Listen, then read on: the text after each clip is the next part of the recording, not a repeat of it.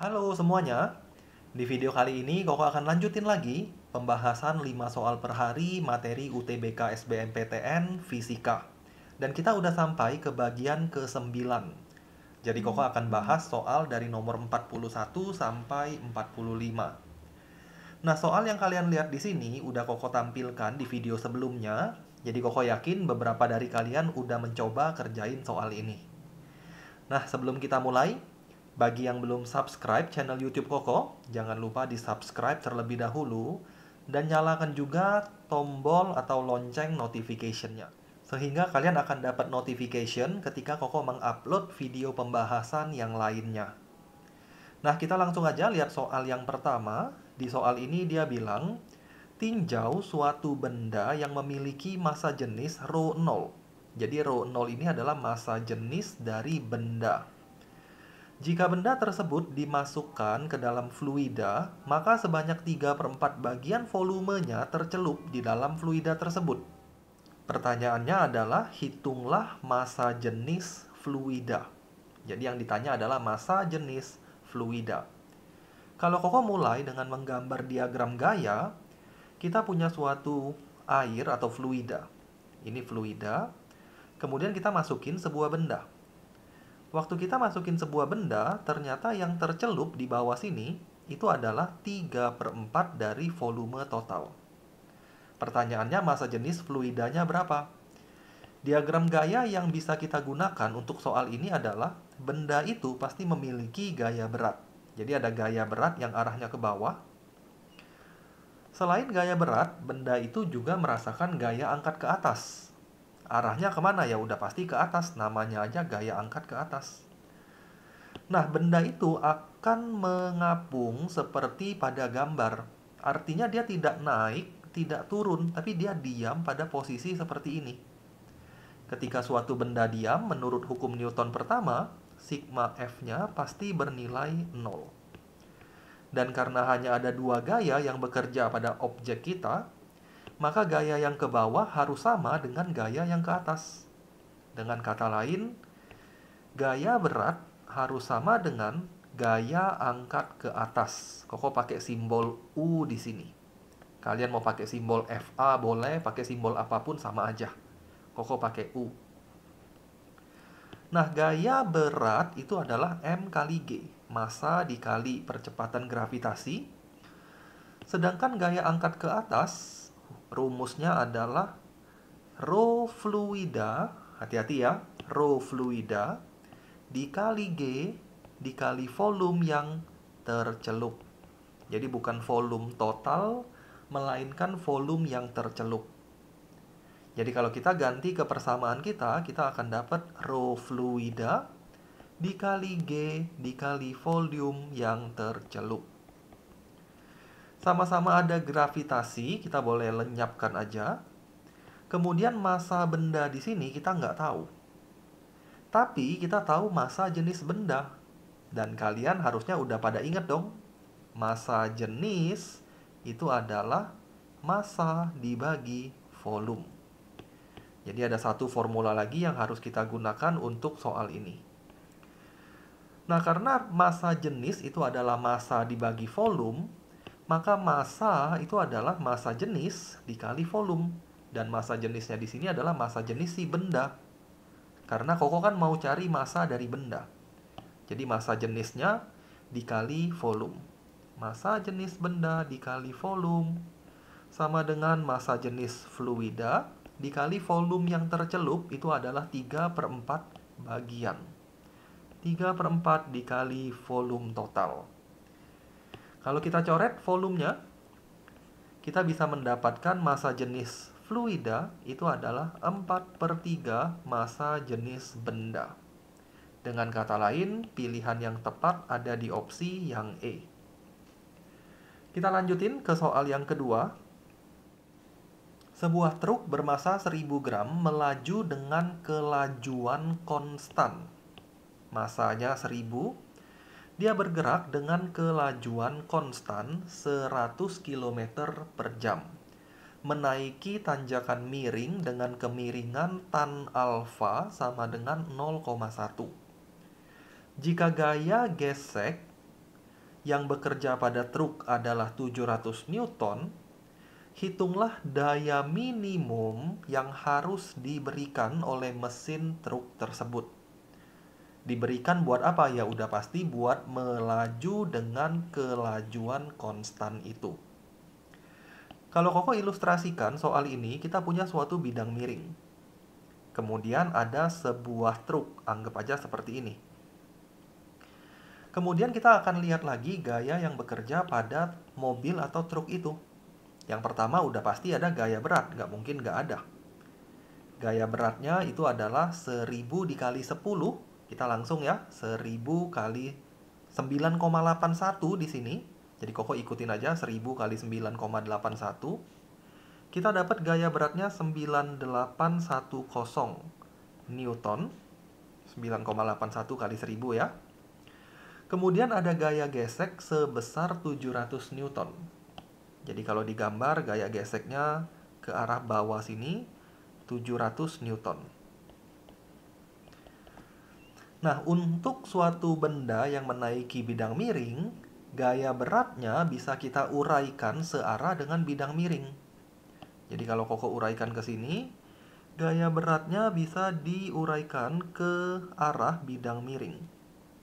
Dan kalau sudut tetanya ada di sini, atau sudut alfanya ada di sana, atau di sini, maka gaya yang mengarah searah bidang miring ini adalah gaya berat sin alfa. Jadi ingat-ingat ya, sudutnya di sini, gaya berat itu ke bawah, maka ini adalah gaya berat sin alfa. Jadi gaya yang ini 9810 sin alfa. Nah, kalau kalian lihat dari diagram gaya yang Koko gambar, maka kita perlu satu gaya ke depan. Karena kan dua gaya yang tersedia, dua-duanya turun ke bawah. Kalau nggak ada gaya yang ke depan, nggak mungkin truk ini bisa naik dengan kecepatan konstan. Pasti dia turun. Jadi harus ada satu gaya yang mengarah ke depan. Dan inilah gaya yang diberikan oleh mesin dari truk ini. Kita kasih nama F. Nah, karena dia bergerak dengan kelajuan konstan, maka gaya yang bergerak ke atas atau ke depan ini harus sama dengan gaya yang bergerak turun ke bawah. Menurut hukum Newton pertama ya. Jadi bagi yang bingung tahu dari mana kok? Biasanya kan M kali A. Dari hukum Newton pertama. Kalau dia dengan kelajuan konstan berarti tidak ada percepatan. Sigma F-nya 0. Dengan demikian, Koko bisa dapat F sama dengan F itu adalah gaya yang ke atas akan sama dengan gaya yang ke belakang. Ada 700 Newton gesekan ditambah 9810 sin alfa. Nah, di sini kalian harus tahu bahwa sin alfa itu nilainya akan mendekati dengan tan alfa. Karena sudutnya atau nilai dari tan alfanya itu kecil. Kalau nggak percaya, kita coret-coret sedikit ya. Tan alfa itu adalah 1/10. 1 ini adalah depan. 10 ini adalah samping. Jadi kalau kita gambar segitiga, sudut alfa di sini, depannya 1, sampingnya 10. Berarti miringnya akar 101. Dengan demikian, sin alfa itu adalah 1/101. Nah, akar 101 ini kan mendekati 10 pasti. Jadi sin alfa ini akan mendekati 1/10 atau mendekati 0,1. Jadi kalau kalian dikasih info tan alfa dan nilainya itu kecil, maka sin alfanya nilainya boleh langsung diganti dengan nilai tan alfa itu. Dengan demikian, F Koko adalah 700 ditambah 981. 10 ini sama 0,1-nya tercoret ya. Jadi 981. Kalau kita tambahin 981 tambah 700, kita akan dapat 1816181. Inilah dia punya gaya dari mesin truk 1681. Yang ditanya bukan gayanya. Jadi hati-hati, belum selesai pekerjaan kita. Kita baru dapat gayanya. Yang ditanya adalah daya. Rumus dari daya itu adalah usaha dibagi waktu.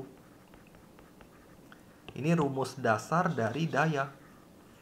Rumus usaha sendiri itu adalah gaya dikali perpindahan. Jadi usaha itu adalah gaya kali perpindahan dibagi dengan waktu. Nah, karena dia punya kecepatan yang konstan, maka perpindahan dibagi waktu boleh kita ubah menjadi kecepatan.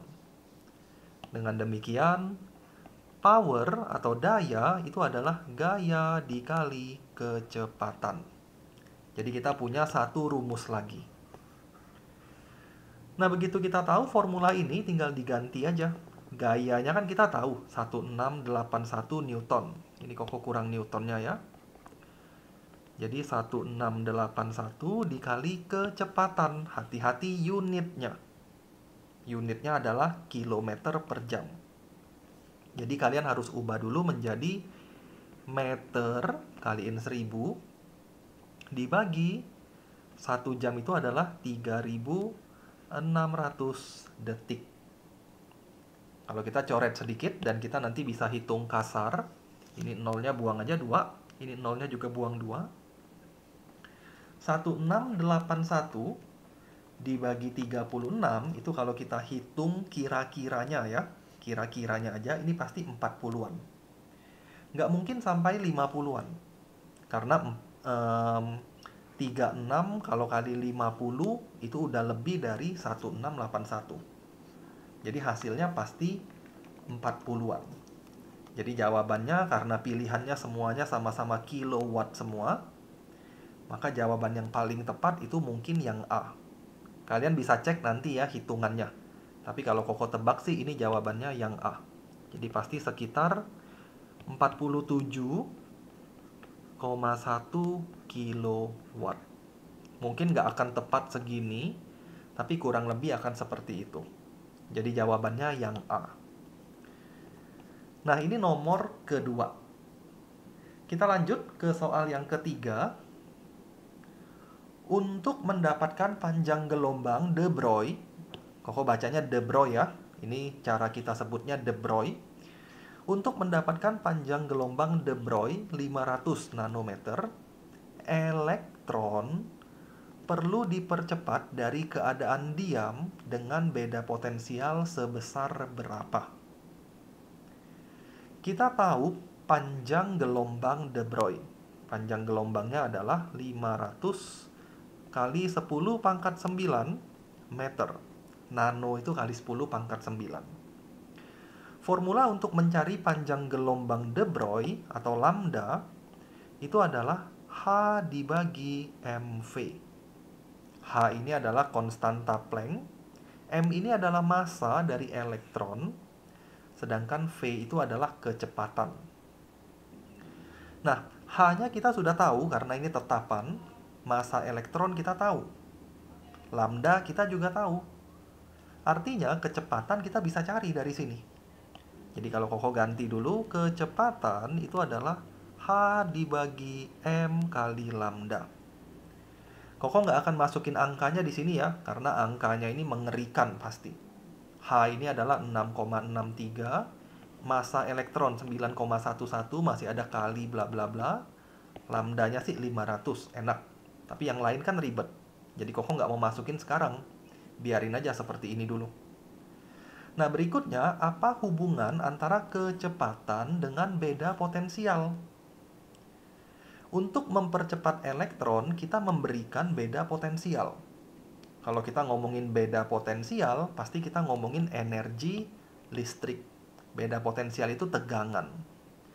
Jadi ketika kalian memberikan beda potensial, artinya kalian memberikan tegangan. Ketika kita memberikan tegangan, artinya kita memberikan energi listrik. Nah, energi listrik yang kita berikan akan digunakan oleh elektron untuk mempercepat dirinya dia. Mula-mula dia diam, kemudian dia dipercepat. Artinya energi potensial atau energi listrik yang kita berikan itu diubah menjadi energi kinetik. Jadi Koko bisa gunakan hukum kekekalan energi. Energi listrik yang kita berikan diubah menjadi energi kinetik. Nah, rumus energi listrik apa? Kalian harus ingat. Rumus energi listrik adalah muatan dikali beda potensial. Ini formula yang kita pakai lagi. Kalau rumus energi kinetik, Koko yakin kalian pasti ingat. Jadi ini rumus yang mungkin nggak akan pernah lupa. Setengah massa kali kecepatan kuadrat. Jangan kebalik-balik ya. V yang seperti ini beda potensial. V yang ada ekornya itu adalah kecepatan. Nah, Koko ingin mencari beda potensialnya. Kemudian kecepatannya kita udah tahu tadi. Kecepatannya adalah ini. Sekarang kita coba ganti ya. Q dikali V sama dengan setengah M. Kecepatan kuadrat kita ganti pakai ini. Tapi dikuadratin semua. Jadi H kuadrat dibagi M kuadrat kali lambda kuadrat. Ada yang bisa dicoret sedikit, kita coret dulu. Karena ini nanti hitungannya jadi ribet. Kemudian kita mau cari V. V-nya berarti H kuadrat dibagi 2QM lambda kuadrat. Nah, sekarang saatnya kita untuk mulai menghitung. Nah, hitungannya nggak perlu dihitung benar-benar ya. Karena kita hanya ingin lihat angka depannya ini berapa sih. Apakah 2, atau 6, atau sekitar 10, atau 30-an, atau 40-an. Bagian belakangnya sudah microvolt semua. Jadi Koko nggak akan pedulikan 10 pangkatnya. Kita hanya lihat angkanya aja. Nah, konstanta Planck, nilainya Koko tulis ya. Nilai yang sebenarnya adalah 6,63 kali 10 pangkat min 34 joule second. Itu konstanta Planck. Kemudian Q, ini muatan elektron. Tahu dari mana kok dia elektron? Ya karena soalnya yang bilang. Muatan elektron 1,6 kali 10 pangkat min 19 coulomb. Kemudian M, ini udah pasti ya masanya elektron.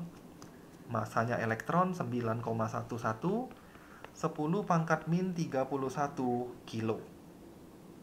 Nah, dari sini kita bisa menghitung kira-kira angkanya nanti berapa. Kita coba ya. H 6,63, nggak usah pedulikan belakangnya. Ini cara Koko mengerjakan soal-soal UTBK. Yang hitungannya rumit, nggak usah pedulikan belakangnya. Kecuali nanti ininya, depannya sama semua, belakangnya yang beda. Berarti kita harus fokus ke 10 pangkatnya. Tapi di sini kan belakangnya sama semua nih. Jadi fokus ke angkanya aja. Jadi Koko tulisnya gini ya. 6,63 kali 6,63 bagi 2 kali 1,6 kali massa 9,11 kali lambda kuadrat. Ambil 5-nya aja. Jadi kali 5 kali 5. Sekarang kita kira-kira hitungnya. 6,6 sama 5. 6,6 sama 5. 6,6 sama 5 ini kalau dibagi sekitar 0,13. Jadi 6,63 sama 5 kalau dicoret 13 kali 5 kan 65 nih. Kurang lebih sama lah. Jadi Koko boleh coret. Ini 2 sama ini 2. Di atas ini nggak usah peduliin komanya ya. Koko akan ambil angka yang gampang aja. 13. Walaupun nanti dia 1,3 itu nggak usah dipusingin. Karena kita udah terlanjur nggak lihat pengalinya. Jadi ambil angka yang enak aja. Kemudian 13 kali 13 kita tahu nih. 13 kali 13 itu kan 169. Kita kaliin dulu. 169 dibagi 2 kali 1,6 kali 9,11. Nah, 169 sama 16 ini juga bisa dicoret. Kira-kira sekitar 10 mendekati 11. Jadi ini boleh 2 dicoret aja. Sekitar 10 mendekati 11. Berapa kok? Tulis angka berapa? Jangan tulis 10 ya, nanti terlalu jauh kan. Walaupun sebenarnya nggak masalah sih. Ini Koko coret aja. Kita kira-kira aja mungkin sekitar 10,5. Pastinya Koko nggak tahu ya, pastinya Koko nggak tahu. Dan ini mungkin ada yang bilang, kok bukan 10,5 kok, tapi 105. Itu boleh juga, nggak ada masalah sama sekali. Karena kita hanya mau kira-kira angka besarnya berapa. Jadi 105 kok, ya silahkan, nggak apa-apa. Nah, terakhir 105 dibagi dengan 2 kali 9,11. 105 atau 10,5 terserah ya, 105 juga nggak apa-apa. Dibagi 2 kali 9,1. 2 kali 9 sekitar 18. Jadi kira-kiranya adalah 100 dibagi 18. 100 bagi 18 ini kurang lebih nanti dapatnya 6. Jadi jawabannya Koko akan tebak yang B. Kalian boleh coba iseng-iseng hitung pakai kalkulator ya. Angka aslinya berapa? Mungkin akan beda-beda tipis, tapi Koko yakin kalau dibulatkan yang paling mendekati pasti 6. Jadi jawabannya yang B. Kita lanjutin lagi ke soal nomor 44, dan nanti Koko akan akhiri di soal nomor 45. Soal nomor 44 dia bilang, 5 buah massa M sama berjarak pisah sama pada busur sebuah setengah lingkaran berjari-jari R, sebagaimana ditunjukkan pada gambar. Jadi kita punya massa M ada 5. Ini jaraknya sama semua.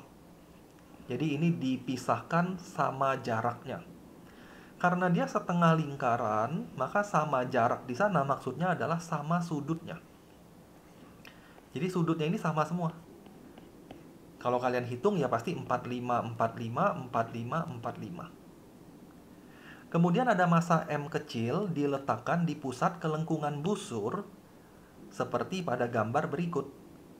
Jika M besar 3, M kecil itu 2, dan jari-jarinya 10, berapakah gaya pada massa M kecil? Jadi kita mau cari gaya pada massa M kecil yang disebabkan oleh kelima massa tersebut. Kita akan gambar gaya yang bekerja pada M kecil karena 5 massa tersebut. Kalau kita punya dua objek, maka antar dua objek itu akan selalu ada gaya tarik-menarik. Tidak mungkin tolak-menolak. Gaya itu beda dengan muatan ya. Maksud Koko massa itu beda dengan muatan. Gaya gravitasi selalu tarik-menarik. Sedangkan gaya listrik atau gaya elektrostatik bisa tarik-menarik, bisa juga tolak-menolak. Jadi di sini pasti tarik-menarik. Jadi kalau Koko gambar, ada satu gaya ke sana. Akibat benda yang ini, ada satu gaya ke kiri. Akibat benda yang di sebelah kirinya. Nah, dua gaya ini pasti saling menghilangkan. Tahu dari mana kok saling menghilangkan? Karena massanya sama, jaraknya pun sama. Rumus gaya itu kan konstanta gravitasi M1, M2 dibagi R kuadrat. Jadi semua besarnya sama. Maka gaya yang Koko gambar barusan di sini pasti saling menghilangkan. Sehingga kita nggak usah peduliin lagi. Jadi ini buang aja, buang aja. Kemudian Koko akan lihat lagi gaya yang disebabkan oleh massa yang ada di sini dan di sana. Ke sana, ini F. Ke sana, ini F. Nah, ini tidak saling menghilangkan. Nanti komponen yang X-nya kalau kalian uraikan, ini kalau diuraikan, ini diuraikan, X-nya saling menghilangkan. Tapi sumbu Y-nya justru saling menguatkan. Ditambah lagi dengan satu massa yang di tengah. Massa yang di tengah ini juga mengarah ke sumbu vertikal. Koko gambar agak panjang ya supaya kelihatan. Jadi resultan gaya yang dihasilkan oleh kelima massa ini itu pasti ke arah vertikal. Horizontalnya saling menghilangkan. Nah, supaya tidak membingungkan, Koko akan uraikan dulu yang ini ke arah vertikal. Karena ini sudutnya 45, berarti yang ini F cos 45, maka yang vertikal adalah F sin 45. Kita gambar di sini ya. Jadi ada F sin 45, itu dari gaya yang sebelah kanan ini.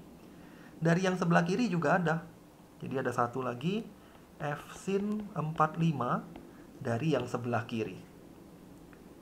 Nah, kedua gayanya Koko buang aja yang diagonalnya. Jadi at the end, resultan gayanya itu adalah F ditambah F sin 45 ditambah F sin 45. F-nya ini pasti sama semua. Karena jaraknya sama, dua benda ini masanya sama. Maksud Koko dua benda ini dan dua benda ini memiliki perkalian massa yang sama. Jadi F-nya akan sama semua. Jadi kalau kita lanjutin, resultan gaya itu adalah F ditambah F sin 45 tambah F sin 45. Sin 45 setengah akar 2. Setengah akar 2-nya ada 2. Berarti akar 2 aja. Kita akan dapat F tambah akar 2 F. Dengan kata lain, kita akan dapat 1 ditambah akar 2 F.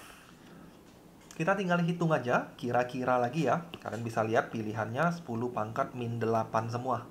Jadi perkirakan aja angka yang ada di depan sini. 1 tambah akar 2 itu sekitar 1,4. 1,4 tambah 1 itu 2,4. 2,4 dikali F. F-nya rumusnya ini. G, konstanta gravitasi, harus ingat ya. 6,67. 6,67 kali 10 pangkat min 11 dikali M1, M2. M1, M2. Yang ini juga boleh, M1, M2 juga sama, yaitu 3 sama 2.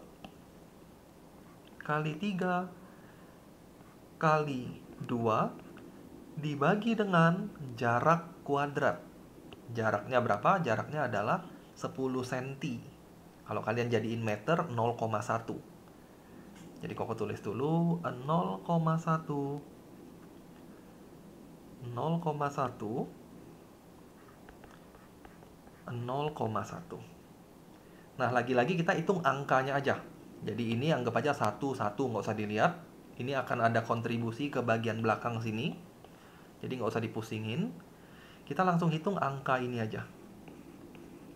Jadi kalau Koko kira-kira 2,4, sekitar 2,5 lah ya. 2,5 anggap aja. Kali 2 itu 5. 5 kali 3 itu 15. 15 kali sekitar 6,5. Itulah jawabannya nanti. Jadi 15 kali 6,5. Ini mungkin sekitar 9. Angkanya sekitar 9 kali bla bla bla. Koko nggak pusingin belakangnya. Jadi kalau kita coba hitung 9 bener nggak ya? 25, 2, 5, 6, 7, 30. 3, ya sekitar 9 something. Jadi jawabannya Koko akan tebak yang E. Kalian boleh coba hitung lebih teliti ya. Dan kalau Koko ada salah, maafkanlah dan kasih tahu di comment section. Jadi Koko hanya kira-kira aja. Biasa soal pilihan ganda Koko nggak akan hitung detail untuk yang angkanya sulit. Jadi cukup lihat perkiraan aja. Kita lanjutin ke soal terakhir. Jika kecepatan rata-rata sebuah benda itu adalah 0, maka bla bla bla. Dia ngomong kecepatan rata-rata. Kecepatan rata-rata, kecepatan ini adalah besaran vektor ya. Maka kecepatan rata-rata bisa dihitung dengan cara total perpindahan, bukan jarak, tapi perpindahan, dibagi dengan waktu. Karena kecepatan adalah besaran vektor, jadi kita harus pakai perpindahan, bukan jarak. Jadi total perpindahan bagi dengan waktu. Inilah rumus untuk kecepatan rata-rata. Kalau dia bilang kelajuan rata-rata, perpindahannya kalian ganti dengan jarak. Kalau kecepatan pakai perpindahan. Nah, ketika kecepatan rata-ratanya 0, berarti kita bisa bilang N0 sama dengan total perpindahan dibagi waktu. Nah, waktunya tidak mungkin 0 dong. Jadi satu-satunya kemungkinan supaya kecepatan rata-rata 0 adalah total perpindahannya harus 0. Jadi jawaban yang tepat ada di opsi yang D. Perpindahan benda itu sama dengan 0. Nah, pembahasan Koko selesai sampai di sini. Koko harap bisa dimengerti dan bisa bermanfaat buat kalian semua ya. Kalau ada pertanyaan atau ada soal yang ingin kalian tanyakan, jangan ragu-ragu untuk sampaikan di comment section atau kalian bisa langsung DM ke Instagram Koko. Silahkan lihat IG Koko di kolom description. Nah, sebelum pada close atau tutup video ini, silahkan dicoba satu soal seperti biasa, dan Koko akan bahas di video selanjutnya. Thank you buat kalian semua yang udah belajar bareng Koko di video kali ini.